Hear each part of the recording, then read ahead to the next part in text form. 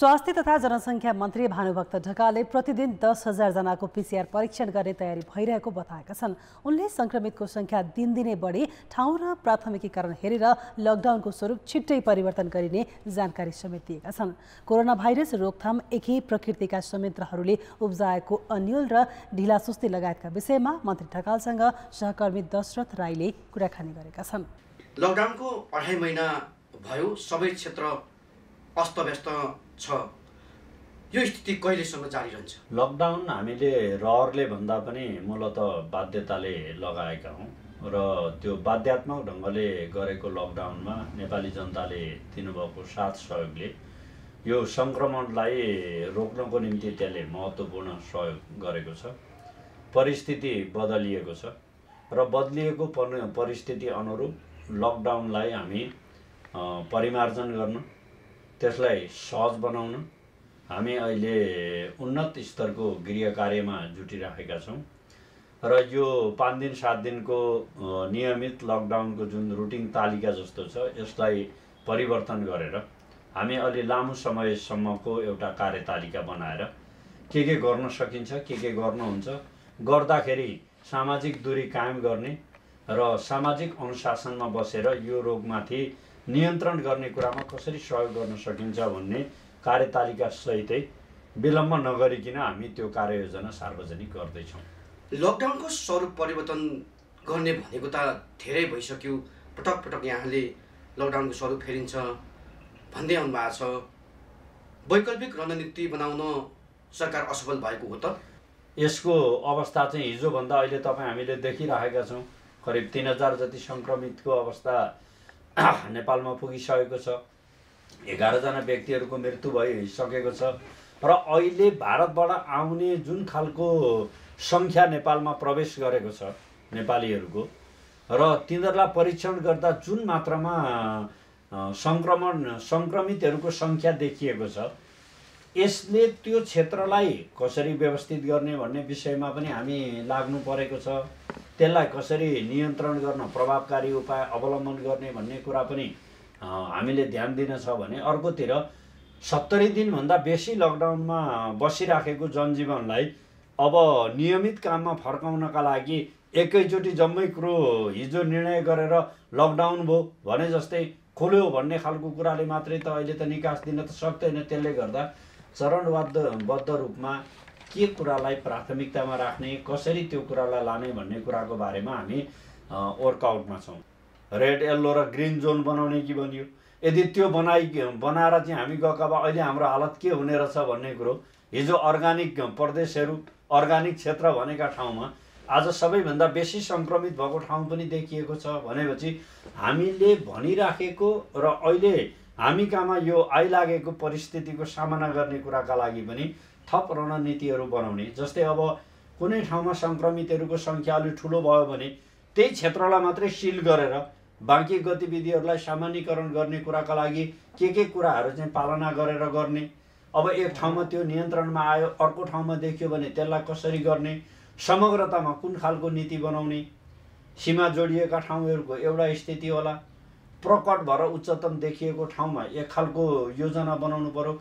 यो सबै विषयमा हामी जनस्वास्थ्यसँग संलग्न रहेका सामाजिक अभियन्ताहरू, समाजका विश्लेषकहरू, यी विभिन्न व्यक्तित्वहरूसँग चाहिँ हामी छलफलमा छौँ। सम्माननीय प्रधानमन्त्रीज्यूको आयोजनामा भएका छलफलदेखि उच्च स्तरीय हाम्रो समितिको आयोजना, स्वास्थ्य मन्त्रालयले त करिब हामी नियमित रूपमा नै यो परामर्शमा छौँ र यो पछि एउटा फ्रेमवर्क सहित हामी विलम्ब नगरिकन यसको योजना ल्याउँछौँ। महामारीले व्यापक रूप लिन नपाओस्, त्यसलाई कसरी सीमित गरेर भएको कुरालाई नियन्त्रण गर्न सकिन्छ त्यसलाई पनि ध्यान दिनु पर्यो।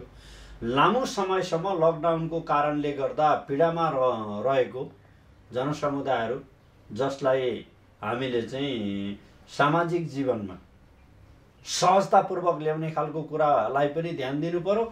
त्यो आउँदा सङ्क्रमण नफैलिने कुराको सुनिश्चितता गर्ने कुराका लागि पनि अझ यो छलफल चाहिँ पूर्ण होस् भन्ने हिसाबले हामीले काम गर्दै गर्दा केही यसको स्वरूपमा परिवर्तन गर्नुपर्छ भन्दा पनि ठोस यो गर्ने भन्ने कुरा चाहिँ हामी छिटै सार्वजनिक गर्छौँ। तर सरकारले लकडाउनको स्वरूप परिवर्तन गर्ने, विदेशबाट मानिसहरूलाई ल्याउने विषयमा चाहिँ बढी छलफल गर्छ, काम चाहिँ नतिजा चाहिँ देखाउँदैन भन्ने आरोप त यहाँलाई लागिरहेछ नि। आरोप त स्वाभाविक छ, किनभने यतिकै पनि नेपालीहरूमा अलि आलोचनात्मक चेत प्रवृत्ति अलि बेसी छ। त्यहाँ माथि महामारीको कारणले गर्दाखेरि अहिले लकडाउनमा छ, 24 आवर घरमै बसेपछि के गर्ने त, खाली दिमाग भएपछि केही न केही त गर्नै पर्यो। रचनात्मक काममा योगदान पुर्याउन बानी नपरेकाहरूका लागि त यो खालको आलोचनात्मक चेतै भए पनि उहाँहरूले हामीलाई सजग गराउने कुराको भूमिका घरमा बसेर गरिरहनु भएको छ। मैले यति मात्रै भनौँ, हाम्रो देशमा भएको यति सीमित साधन स्रोतहरूको बावजुद हामीले जे गरेका छौँ, शक्ति सम्पन्न राष्ट्रहरू, हैसियत भएका मुलुकहरू, विश्वलाई हामी सञ्चालन गर्छौँ भन्ने मुलुकहरू आज यो कोरोनाले त्राइमाम भएका छन्। उभिएर चल्न सकिन्छ कि सकिँदैन भनेर तिनीहरू भनेका छन्। मैले धेरै ठाउँमा भनेको छु र अहिले पनि म यहाँलाई यो कान्तिपुर टेलिभिजन मार्फत आम जनसमुदायमा पनि म यो आग्रह गर्न चाहन्छु। धेरै यस्ता सम्पन्न मुलुकहरूमा बिरामी भएर अस्पतालमा पुगेका व्यक्तिहरूलाई त्यहाँको अस्पतालले, त्यहाँको सरकारले यतिको बिरामी हुँदैखेरि अस्पताल आउने होइन, अहिले घरमा बस्नुहोस्, आइसोलेसनमा बस्नुहोस्, गाह्रो भयो भने मात्रै अस्पतालमा आउनुहोस् भनेर भन्छ। तर हामीले त नेपाल सरकारको तर्फबाट खोजी परीक्षण गराएर सङ्क्रमितहरू कहीँ हुनुहुन्छ भने आउनुहोस् है भनेर अहिलेसम्म पत्ता लगाएका अधिकांश मान्छेहरू अस्पतालमा बिरामी भएर आएर नेपाल सरकारले थाहा पाएको होइन, कहीँ हुनुहुन्छ कि भनेर हामीले खोजेर पत्ता लगाएका छौँ। भने यति गर्दाखेरि पनि यो गरिएको सकारात्मक कुरालाई आफैले गरेको त हो, यो त गरिहाल्यो नि, किन यसको बारेमा चर्चा गर्ने, कमी चाहिँ कहाँनिर छ त्यो उजागर गरिदिउँ भन्ने एउटा मनोविज्ञान पनि हाम्रो समाजमा छ। त्यसले मैले अघि पनि भने हामीलाई सचेत हुनका लागि सहयोग पुर्यायो। कतिपयले लकडाउनलाई नै चुनौती दिँदै पसल व्यवसायहरू खोल्न थालेका छन्। यो क्रम बढ्दै गए व्यवस्थापन कसरी गर्ने भन्ने सरकारले केही सोचेको छ? यो धेरै भयो, यसले कष्टपूर्ण जीवन बिताउने खालको कुरोमा व्यक्तिहरूलाई सकस भएको छ भन्ने कुराको अनुभूति सरकारले गरेको छ। सरकारलाई यो अनुभूति गराउनका लागि विभिन्न ठाउँमा संस्थागत हिसाबले व्यक्तिहरूले पनि पहल गर्नुभएको छ र यो अवज्ञा गर्नुपर्ने ठाउँमा यसमा चाहिँ अवज्ञा गरेर केही विजय प्राप्त गरेँ भन्ने कुराको अनुभूति गर्ने कुरो भन्दा पनि हामी सबैको साझा चिन्ता भनेको महामारीलाई कसरी नियन्त्रण गर्ने, महामारीमाथि कसरी विजय प्राप्त गर्ने। किनभने यो महामारी चाहिँ कुनै दल विशेष, कुनै जाति विशेष, कुनै क्षेत्र विशेष, कुनै धर्म विशेष, कुनै लिङ्ग विशेष छैन। यो हामी सबै समाजकै, नेपालको सन्दर्भमा भन्दा नेपालीहरूको साझा, अन्तर्राष्ट्रिय स्तरमा भन्ने हो भने यो विश्वकै साझा शत्रुका विरुद्ध हामी सबै आफ्ना आफ्ना कित्ताबाट एकताबद्ध भएर यसको सामना गर्नुपर्छ। यसका निम्ति सरकारलाई यहाँनिर चाहिँ मैले दिएँ, क्या गतिलो गरेँ भनेर तुष्टि गर्ने कुरो भन्दा पनि महामारीका विरुद्धको निम्ति मैले यति योगदान गरेँ भन्ने कुराले नै यो माथि विजय प्राप्त गर्नका लागि सहयोग पुग्छ भन्ने मेरो चाहिँ अपेक्षा छ। तर उद्योगी व्यवसायीहरूको चाहिँ भनाइ चाहिँ सङ्क्रमण देखिएको ठाउँमा सिल गरेर अन्य ठाउँमा चाहिँ क्रमशः खुलाउँदै जानुपर्छ भन्ने विषय पनि सरकारले आकलन गर्न सकेन। लकडाउनको नाममा उहाँहरूमाथि नियन्त्रित गरौँ भन्ने मनसायमा नेपाल सरकार छैन। हामी उहाँहरूका सहयोगी नै भन्न चाहन्छौँ, उहाँलाई सहजीकरण नै गर्ने हो। हामीले गर्दाखेरि के गर्दाखेरि उहाँहरूलाई उद्योग व्यवसायहरू, अन्य क्षेत्रमा लागेका व्यक्तिहरूलाई आफ्नो आफ्नो क्षेत्रमा उहाँहरूले अगुवाई गरेको ठाउँमा सजिलो हुन्छ, त्यो गर्न हामी तयारै छौँ। तर त्यसको एउटै मात्रै शर्त के हो भने त्यो कामहरू गरिरहँदाखेरि महामारी फैलिने जोखिम नबढोस् भन्ने कुरामा चाहिँ सरकार पनि चिन्तित छ। सम्बन्धित क्षेत्र, वर्ग, तहको समुदायहरू पनि यो विषयमा चाहिँ त्यतिकै संवेदनशील हुनुपर्छ भन्ने हाम्रो चाहिँ उहाँहरूसँग अनुरोध हो। लकडाउन मात्रै बढाइयो, परीक्षण बढाउन, अस्पतालको तयारी गर्न र क्वारेन्टाइनको व्यवस्था गर्न चाहिँ सरकारले सकेन भन्ने पनि एक थरीको चाहिँ भनाइ छ नि त। वुहानबाट पहिलो केस आउँदाखेरि यहाँ हामीले परीक्षण गर्दा यहाँ परीक्षण गर्ने हाम्रो स्थिति नभएको कारणले गर्दा हामीले उसको स्वाबलाई हङकङ पठाएका थियौँ र हङकङको ल्याबबाट यो कोरोना पोजिटिभ भनेर आएपछि हामीले त्यो खालको व्यवहार गऱ्यौँ। हामी कहाँ थियौँ भन्दा हामी त्यहाँ थियौँ। तर अहिले देशभित्र 20 ठाउँबाट हामीले चाहिँ यसको परीक्षण गर्ने गरी यो सङ्कटको बेला पनि त्यो व्यवस्थापन गरेर हामीले 7 प्रदेशमा 20 ठाउँबाट परीक्षण गराएका छौँ। हिजो दिनमा 2-4 वटा मात्रै परीक्षण गरिने ठाउँमा आज हामी करिब अहिलेकै स्थितिमा भन्दा 4000 को रेन्जमा हामीले चाहिँ प्रतिदिन पिसिआरबाट मात्रै हामीले रिपोर्ट दिन थालेका छौँ। र हिजोसम्मको मात्रै आङ्कडा भन्ने हो भने पनि हामीले 2टा विधिको परीक्षण गरेर 2,21,000 भन्दा बेसी व्यक्तिहरूलाई परीक्षणको दायरामा ल्याएका छौँ। 84,000 भन्दा बेसी त हामीले पिसिआर टेस्ट नै गरेका छौँ। हिजो हामीलाई यो पिसिआरबाट गर्न सकिँदैन कि सामग्री छैन कि भन्ने जुन आरोप लागेको थियो, अहिले त्योबाट हामी माथि गएका छौँ। तर धेरै स्वाब कलेक्सन गरियो। परीक्षण गर्ने हाम्रा 20 वटा भए पनि करिब 3000 देखि 4000 सम्म हामीले पर डे त्यसको रिपोर्ट दिने खालको कुरो गर्दा अहिले स्वाबहरू चाहिँ हाम्रो ल्याबमा चाहिँ क्युमा छन्। त्यसले गर्दा अलि विलम्ब भयो रिपोर्ट दिने भन्ने ठाउँमा छ। र अहिले हामी नेपाल सरकारको तर्फबाट स्वास्थ्य मन्त्रालयले हामी के योजनामा छौँ भने अब तत्काल एउटा अटोमेसन र 7 वटै प्रदेशमा 7 वटा ठुला मेसिनहरू ल्याएर पर डे हामी चाहिँ 10,000 भन्दा बेसी पिसिआर गर्न सक्ने, परीक्षण गर्न सक्ने गरी तयारी गरियो भने अहिले यो बाहिरबाट जुन आउनुभएको र सङ्क्रमणको जुन खालको एउटा सङ्ख्या बढिराखेको छ, यसलाई पनि परीक्षणको दायरामा ल्याउने कुरा गरेका छौँ भने सम्माननीय प्रधानमन्त्रीज्यूले राष्ट्रवासीको नाममा सम्बोधन गरेर टोटल जनसङ्ख्याको 2% परीक्षण गर्ने कुरा पनि गरेका छौँ। भनेपछि न हामी योजनाविहीन छौँ, न हामी अभियानविहीन छौँ, हामी गर्दैछौँ। हिजो जहाँबाट गरेका थियौँ त्यहाँबाट यहाँ आउँदा हामीलाई लाग्छ हामीले धेरै गर्यौँ। तर महामारीले जुन स्तरमा फड्को मारिरहेको छ त्यसको आधारमा अझ बेसी गर्न पाए हुन्थ्यो भन्ने जुन सुझावहरू छ, मान्छेहरूका भनाइहरू छन्, त्यसलाई हामीले सकारात्मक रूपमा नै लिएका छौँ र त्यो भनाइलाई पनि हामी पुरा गर्ने गरी नै तयारीमा जुटेका छौँ। कतिपय क्वारेन्टाइनहरू चाहिँ मान्छे बस्न लायकका देखिँदैनन्, क्वारेन्टाइनमै मानिसहरूको चाहिँ मृत्यु भइरहेको छ। सरकारले कसरी लिएछ यसलाई? नयाँ खालको एउटा परिवेश भयो। हामीले क्वारेन्टाइनको निम्ति एउटा आधार मापदण्डहरू बनायौँ र मूलत यहाँ पनि र तल पनि सबै ठाउँमा बनाउनका लागि भन्यौँ। जे हाम्रो अवस्थाभित्र स्थानीय तहको नेतृत्वमा प्रदेशको त्यसको समायोजनमा जे भएका छन् यी पनि धेरै राम्रा कामहरू भएका छन्। तर तपाईँलाई म के आग्रह गरौँ भने सबैभन्दा बेसी पीडा कहाँ होला? मैले अनुमान गर्छु कि सीमा क्षेत्रमा जोडिएका हाम्रा स्थानीय तहमा रहेका पालिकाहरू, नगरपालिकाहरू, स्थानीय सरकारहरू सबैभन्दा बेसी पीडा उहाँहरूलाई छ। किनभने नाकाबाट 77 जिल्लाका मान्छेहरू आएको छ। 10 गजाबाट भित्र पस्ने बित्तिकै यता गाडी छैन, बस्ने होटेल छैन। नराखौँ मानवीयताको कुरा छ, राखौँ आफ्नो मतदाता होइन, सङ्क्रमित भएर आएको छ। आज एक दिन मात्रै आउँदैन, प्रत्येक दिन आउँछ।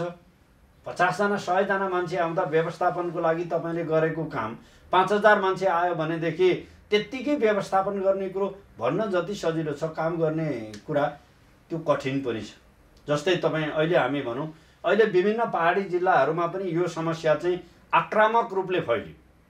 जस्तै अहिले तपाईँ भनौँ दैले, जहाँ हामीले 56 जनाको परीक्षण गर्दा 36 जना मान्छेहरूको पोजिटिभ रिपोर्टसम्म आयो। एउटै पालिकामा 600 सम्म मान्छेहरू चाहिँ आएर बसेका छन्। अब सामान्यतया मान्छेहरूको अनुमान एउटा विद्यालय होला, सार्वजनिक ठाउँ केही होला, 100-150 मान्छे आउँछन्।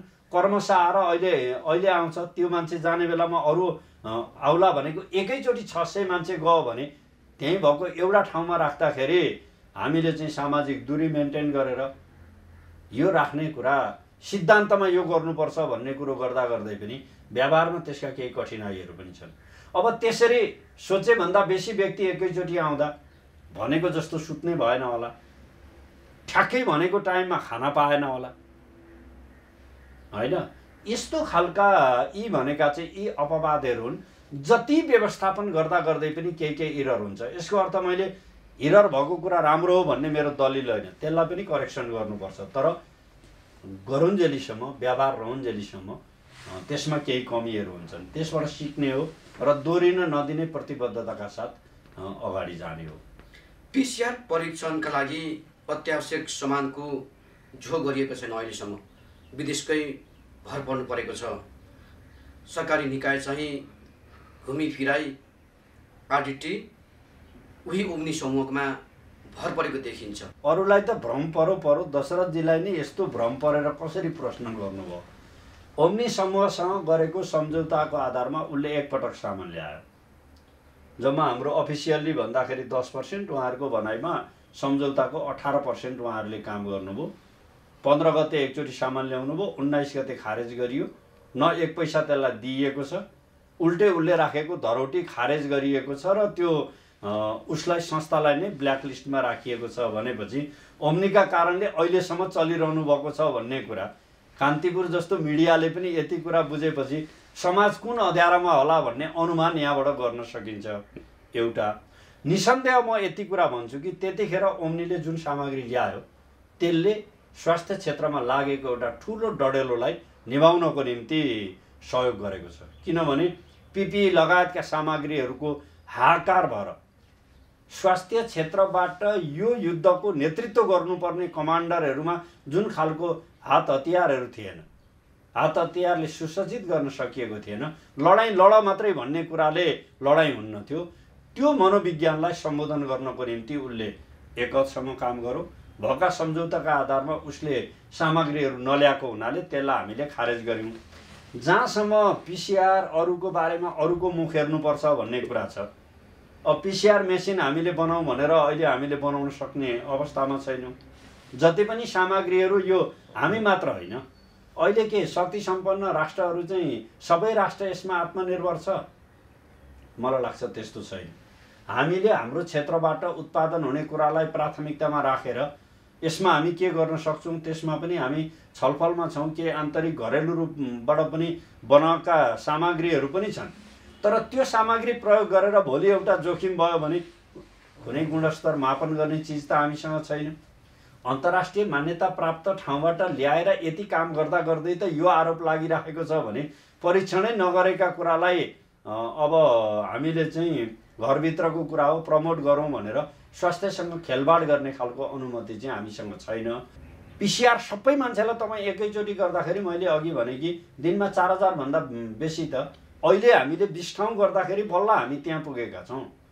तर गराउनु पर्ने सङ्ख्या त हामीसँग एकदम ठुलो छ भने स्क्रिनिङ गर्नको निम्ति मूलतः आरडिटी हामीले प्रयोग गरेका छौँ। आरडिटी गर्दा पोजिटिभ हो भने 100 जनामा 10 जनालाई देखियो भने त्यो 10 जनालाई एक ठाउँमा राखेर 90 जना त छुट्याउन सकियो नि हामीले। अनि त्यो 10 जनालाई त हामी फेरि पिसिआर पनि गर्छौँ। त्यसो गर्दाखेरि उसको पोजिटिभ आयो भने हामी अस्पतालतिर लान्छौँ, नेगेटिभ आयो भने त्यसलाई पनि हामी क्वारेन्टिनमा राखेर समाजतिर अथवा घर परिवारतिर फर्काउने व्यवस्था गर्छौँ। र 14 दिन बसेर मान्छेहरू चाहिँ परीक्षणै बिना तिमी जाऊ भनेर भन्दा समाजले कसरी त्यसलाई एक्सेप्ट गर्ला? त्यसले गर्दा यो मूलतः अध्ययनको निम्ति र स्क्रिनिङको निम्ति चाहिँ हामीले यसलाई प्रयोग गरेका छौँ। अब यही नगरे परीक्षण भएन, सरकार के गरेर बसेको छ? गर्यो भनेदेखि यो किन गरेको छ भन्ने कुरा चाहिँ यो मैले बहुत इमानका साथ भन्छु। धरती र मानव जाति रहन्जेलीसम्म यी प्रश्न र उत्तरहरू चाहिँ यही रूपमा रहिरहनेछन्। किनभने सबैलाई एउटै चिज मन पर्दैन, सबैको दृष्टिकोणमा एउटै चिजलाई समान महत्त्व दिने कुरा चाहिँ हुँदैन। आरडिटीमै भर पर्दा पहिला नेगेटिभ देखिएकालाई घर पठाउने अनि मृत्यु भएपछि पिसिआर टेस्ट गर्ने यो प्रविधि कतिको उचित छ? कोरोनाबाट बिरामी भएर उपचार गर्दा गर्दै मर्नेहरूको सङ्ख्या नेपालमा कम छ। अहिलेसम्म 11 जना मृत्यु भएका जति व्यक्तिहरू छन्। मलाई लाग्छ अधिकांश मान्छेहरूको रिपोर्ट चाहिँ मृत्यु भइसकेपछि परीक्षण गराएर अनि मृत्यु भएको व्यक्तिमा कोरोना पोजिटिभ देखियो भन्ने नै रिपोर्ट, चाहे त्यो पहिलो केस भन्नुहोस्, त्योभन्दा अहिलेसम्म आउँदाका धेरै केसहरू त्यस्ता भएका छन्। र WHO के भनेको छ भने कुन कारणले मर्यो भन्ने कुरो भन्दा पनि मरेको व्यक्तिमा कोरोना पोजिटिभ भएपछि त्यो त्यसैमा कोरोना हुन्छ, त्यसैलाई मान्यता दिनुपर्छ भन्ने कुराले गर्दा यो 11 जना चाहिँ त्यो ढङ्गले प्रमाणित भएको छ। मृत्युको कारण अरू हुन पनि सक्छ, तर त्यो भएका छन्। जस्तै कतिपय व्यक्तिहरू एकाध घटना भारतमा आउँदा आउँदै मान्छे भारतकै जग्गामा मृत्यु भयो, तर यहाँ बुटोलमा ल्याएर हामीले स्वाब लिएर अनि अर्घाखाँचीतिर पठाएर मृत्यु पछाडि कोरोना प्रमाणित गरेको पनि छ। चाहे पर्साको कुरा भन्नुहोस्, यी धेरै ठाउँमा यस्ता घटनाहरू भएका छन्। किन भन्दा पहिले नै त्यो रोग लागेको हो भन्ने खालको कुरो प्रमाणित हुने खालको स्थिति बनेन। तर मृत्यु भयो, मृत्यु भएपछि त्यो मृत्यु भएको व्यक्तिमा कोरोनाको सङ्क्रमण थियो कि थिएन भनेर जाँच गर्दा थियो भन्ने कुरा भयो होइन। त्यसले गर्दा अब यो रोग मूलतः यही रोगको कारणले मान्छे मर्ने कुरो भन्दा पनि अरू रोगले आक्रान्त बनाएका व्यक्तिहरूमा यो रोग चाहिँ इन्ट्री भयो भने त्यसले फाइनली त्यो मान्छेलाई अन्तिम अवस्थामा पुर्याउने कुराका लागि बल पुर्याउँदै आएको छ। सिम्टम नदेखिएका विभिन्न कारणले गर्दाखेरि मान्छेहरू अन्तिम अवस्थामा पुगेको, तर मृत्यु भएपछि यो पोजिटिभ देखिने खालको कुरा भयो। यसबाट शिक्षा लिएर हामीले हाम्रो स्क्रिनिङ गर्ने खालको कुरालाई थप कसरी व्यवस्थित गर्न सकिन्छ, दायरामा परीक्षणको अलि छिटो कसरी प्रभावकारी बनाउन सकिन्छ भन्ने कुरामा चाहिँ हामी लागिराखेका छौँ। आरटिटी गर्नुभन्दा पिसिआर गरेर नै पहिले परीक्षण गर्दाखेरि चाहिँ उनीहरूलाई सङ्क्रमण भएको छिटो पुष्टि भएर चाहिँ उपचारमा लान सकिन्थ्यो होला नि त। यो कस्तो हो भने दशरथजी, यसमा एउटा हामीले क्लियर हुनुपर्ने कुरा के छ भने पिसिआरले चाहिँ के गर्छ, आरडिटीले के गर्छ, पिसिआरले के गर्छ भन्दा मैले अघि भने आरडिटीले एउटा परीक्षणको लागि अध्ययनका लागि त्यसले सहयोग गर्ने भयो, अर्को स्क्रिनिङको निम्ति सहयोग गर्ने भयो। इरर केही त भइहाल्छ, 10% भन्दा बेसी इरर चाहिँ त्यसमा भइहाल्छ, किनभने यो विज्ञानकै कुरा हो। अब पिसिआर चाहिँ के हो त भन्दा पिसिआरले चाहिँ अहिले तपाईँको स्वाब लिएको बेला तपाईँमा सङ्क्रमण छ कि छैन भन्ने कुराको उसले यस अर नोमा जवाफ दिन्छ। नम्बर 1। अब पिसिआर एकचोटि गरियो, एकचोटि गरेपछि तपाईँ चाहिँ कति अवधिका लागि चाहिँ पार पाउनुभयो भन्ने कुरा हुन्छ भन्दा त्यो हुँदैन। जस्तै मानिलिउँ तपाईँ अहिले स्वाब टेस्ट गर्नुभयो, नेगेटिभ रिपोर्ट आयो, त्यो आएको बेलासम्म तपाईँ कोरोना हुनुहुन्न भन्ने भयो।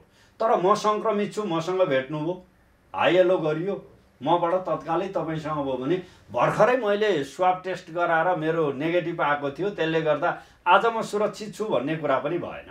एक। दोस्रो, एकचोटि एउटालाई गरेर मात्रै भएन। तपाईँ यो कोरोना पोजिटिभ दिएको त पिसिआरै पनि त कतिपय मान्छेलाई त 6 चोटि 7 चोटिसम्म पनि त गर्नु पर्यो। एकचोटि गरियो, पोजिटिभ आयो भने उसलाई राख्नु पर्यो। अब नेगेटिभ आयो कि भनेर परीक्षण गरायो, फेरि नेगेटिभ आएन, अलि दिनपछि फेरि गराउनु पर्यो।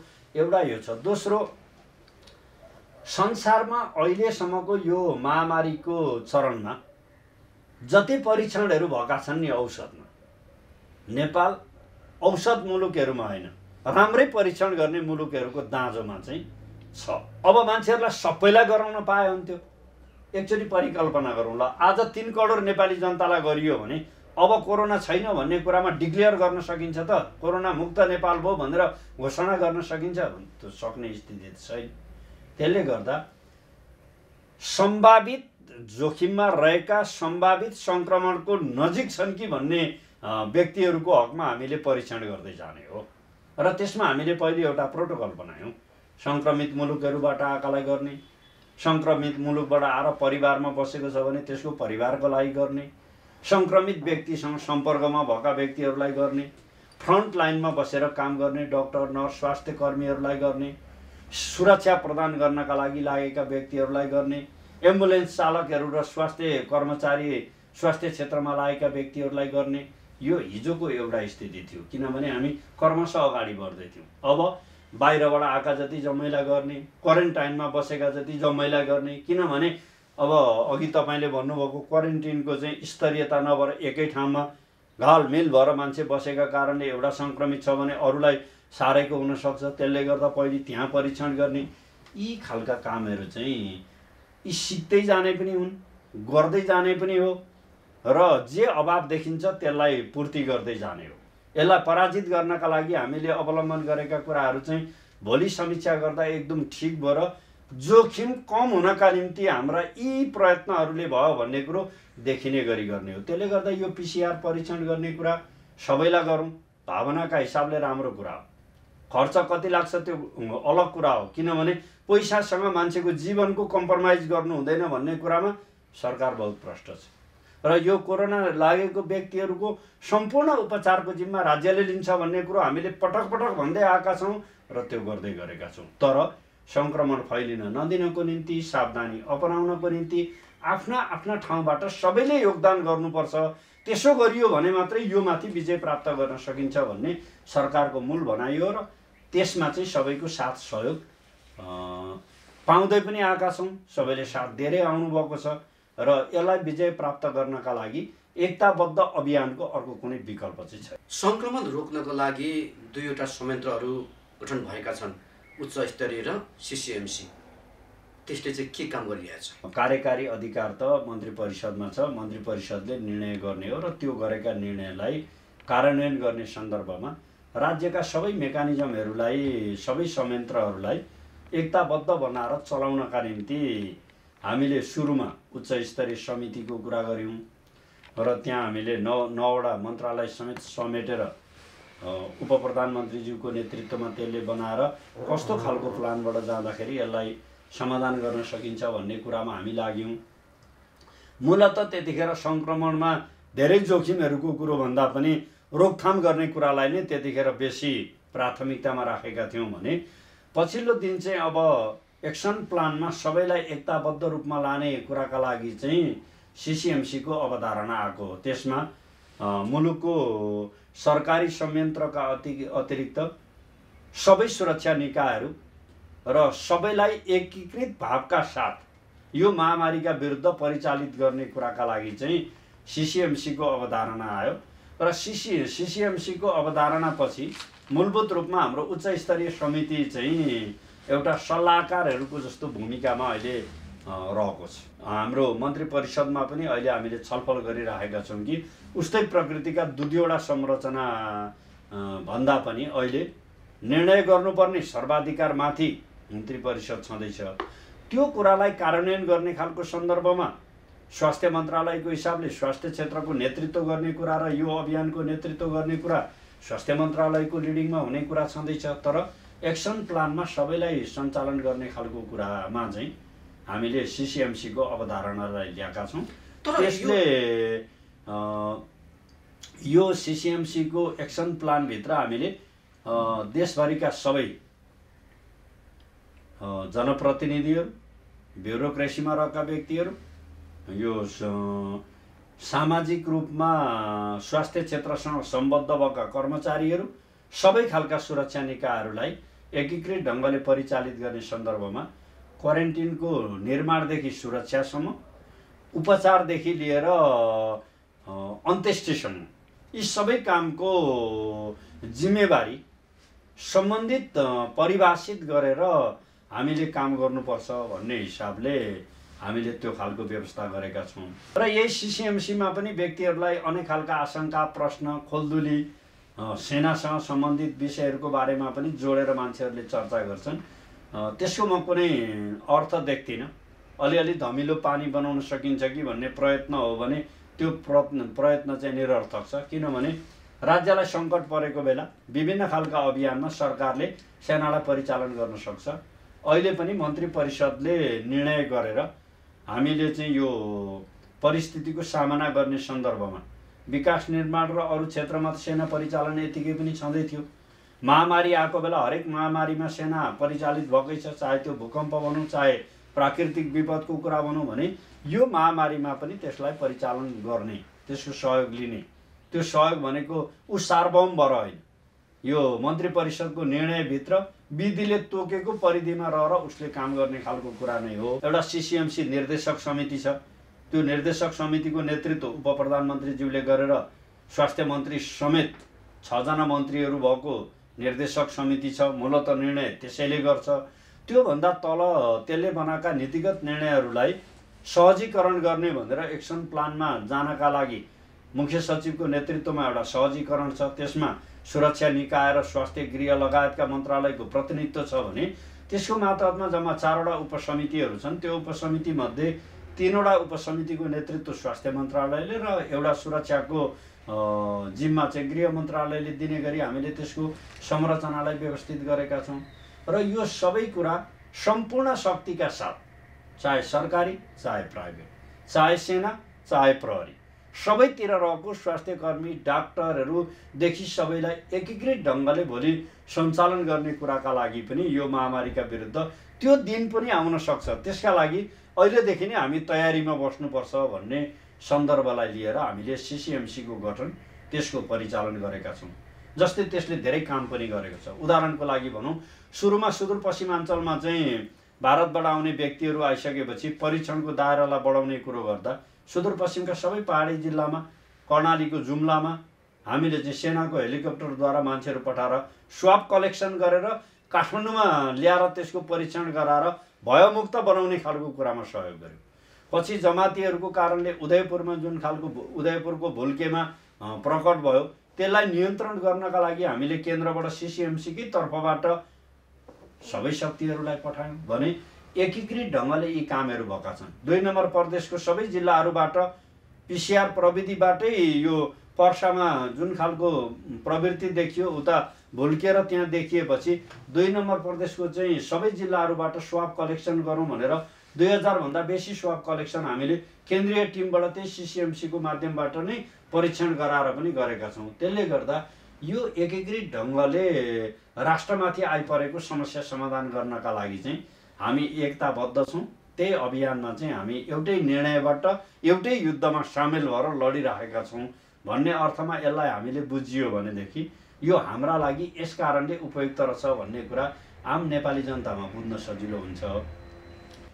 यो लोकप्रिय मिडिया मार्फत के आम नेपाली जनसमुदायसँग आग्रह पनि गर्न चाहन्छु भने सकारात्मक कुराहरू बोलियो भने त्यो उपयुक्त हुँदैन, त्यो चाहिँ अभियुक्तहरूले मात्रै बोल्ने हो।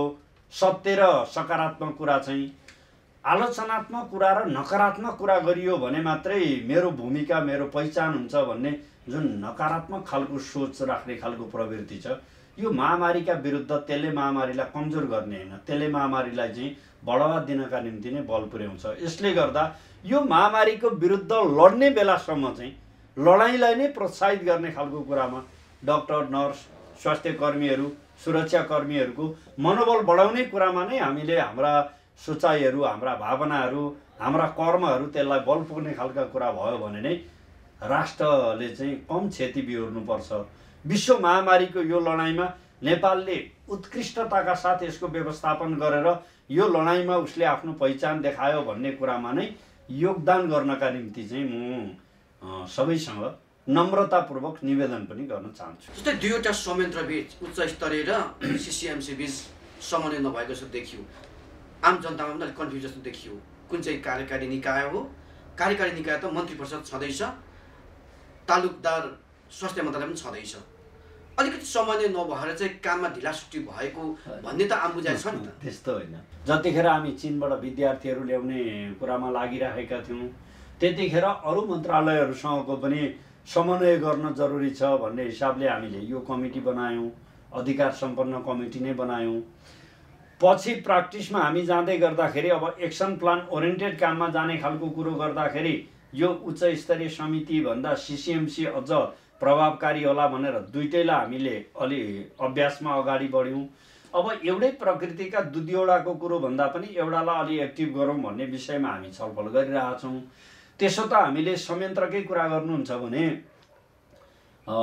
मन्त्री परिषदबाट प्रत्येक प्रदेशको समन्वय गर्नका निम्ति सङ्घीय मन्त्रीहरूलाई पनि त हामीले खटाएका छौँ। किनभने तलका प्रदेशहरूको बिचमा, प्रदेश र स्थानीय तहको बिचमा कतिपय कामहरूको बिचमा समन्वयात्मक ढङ्गले गर्नुपर्ने, माथि र तलको बुझाइ एकरूपता होस् भनेर 7वटै प्रदेशका निम्ति हामीले 7 जना मन्त्रीज्यूहरूलाई पनि तोकेका छौँ। किन भन्दा यो महामारीका विरुद्ध लड्ने कुरामा चाहिँ को कहाँ परिन्छ भन्ने कुरा होइन, के जिम्मेवारी छ भन्ने कुरा होइन, यसका विरुद्ध एकीकृत ढङ्गले कसरी हामी लाग्न सक्छौँ, यसका लागि के उपायहरू हुन सक्छन् भन्ने सन्दर्भमा हामीले यी उपायहरू पनि अवलम्बन गरेका छौँ। जस्तै स्वास्थ्य मन्त्रालयको तर्फबाट भन्नुहुन्छ भने हामीले हाम्रो 11औं तहको व्यक्तिहरूलाई प्रत्येक प्रदेशको निम्ति रिपोर्ट गरेका छौँ अहिले। किन भन्दा त्यहाँ सहजीकरण गर्ने कुरा कुनै ठाउँमा प्रकट भयो त्यहाँ हामीले चाहिँ यहाँ स्वास्थ्य मन्त्रालय मार्फतबाट हामीले डाक्टरहरूको टिम पठाउने कुरा गरेका छौँ।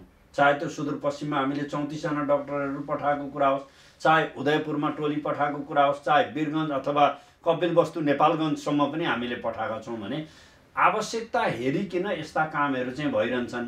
यो कामहरू भइरहँदा हिजो यो चाहिँ यसले गरेको थियो, आज किन यो आएन भन्ने कुरा होइन।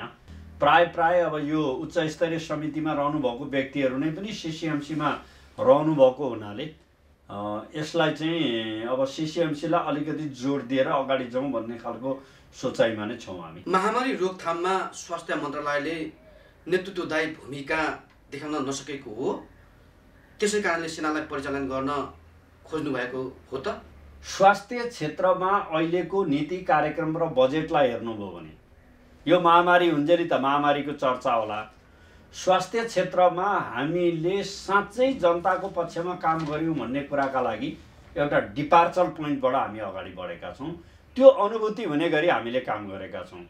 धेरै हामीले गरेका सकारात्मक पक्षहरू महामारीका कारणले धेरै ओझेलमा छन्। म यति यहाँलाई विश्वस्त, यहाँ मार्फत आम नेपाली जनसमुदायलाई पनि के कुरामा चाहिँ एकदम विश्वस्त बनाउन चाहन्छु भने स्वास्थ्य मन्त्रालय हिजो जहाँ थियो अब त्यहाँ रहँदैन। हिजो जे गरेको थियो त्यो मात्रै यसले गर्दैन र नयाँ ढङ्गले जनताको स्वास्थ्य सरोकारको विषयमा राज्य छ भन्ने कुराको अनुभूति हुने गरी नीति कार्यक्रम र बजेटको व्यवस्था हामीले गरेका छौँ। अब त्यो ढङ्गले हामीले काम गर्छौँ। यो काम गर्ने सन्दर्भमा हामी मात्र होइन, हामीलाई चाहिने ह्यान्ड्सहरू, हामीले विभिन्न ठाउँमा रहेका कम्पोनेन्टहरूलाई पनि हामी यो अभियानमा साथ लिएर अगाडि बढ्ने योग्यता हामीले राख्छौँ। यो योग्यता राखेको कारणले कामै पो हुन्छ कि भनेर मान्छेहरूले अलि आशंका गरेर पनि हिजो आफ्ना पालामा त जीवन निर्वाह गर्ने काम मात्रै भयो, अहिले परिवर्तनको अनुभूति हुने गरी काम पो हुन आँट्यो कि भनेर छटपटाएर पनि कतिपय त्यो कोणबाट पनि यस्ता खालका प्रश्नहरू उब्जिन्छन्। कतिपय राम्रै गरोस् भनेर प्रेरणा गर्नका लागि पनि यी विषयहरू आएका छन्।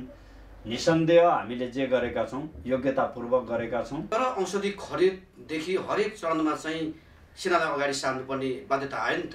महामारीले नियम कानुन विधि पुर्याएर अहिले मान्छे मरो 1 महिनापछि औषधि आएर त्यसको के मूल्य होला?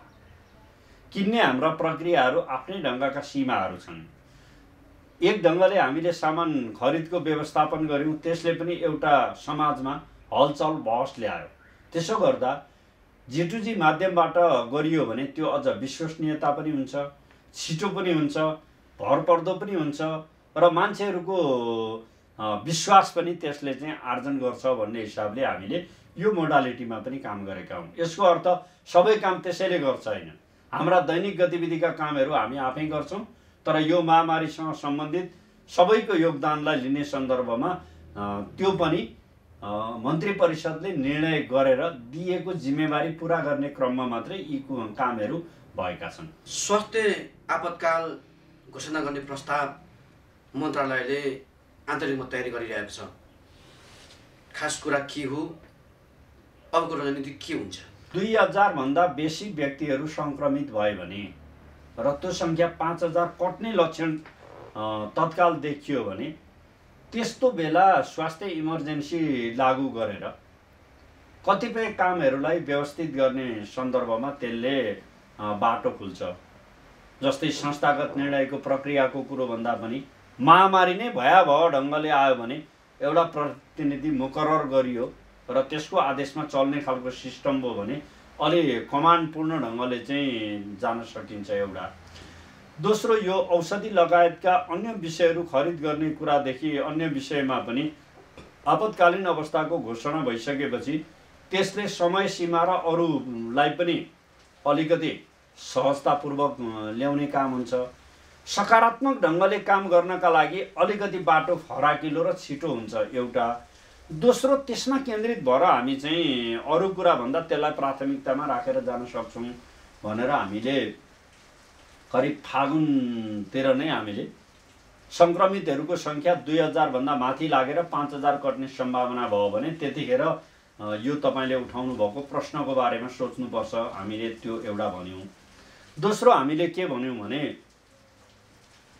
सङ्क्रमित चाहिँ पोजिटिभ भएको तर लक्षण नभएका व्यक्तिहरू, जस्तै अहिले हामीले अधिकांश चाहिँ सामान्य प्रकृतिको लक्षण देखिएका मान्छेहरू पाउँदा पनि हामीले अस्पतालमै लगेर उपचार गरेका छौँ। अब यो सङ्क्रमणको दायरा यसरी ठुलो हुँदै गयो भने सामान्य बिरामी अस्पतालको बेडमा लगेर राखियो भने त भोलि त्योभन्दा गम्भीर प्रकृतिको बिरामी आयो भने अब बिरामीलाई अस्पतालमा राखिरहेछ, अर्को बिरामी आयो त उठ भन्नु त भएन भने सामान्य प्रकृतिमा रहेको यस्तोलाई आइसोलेसन सेन्टर बनाएर त्यसलाई व्यवस्थित गरौँ।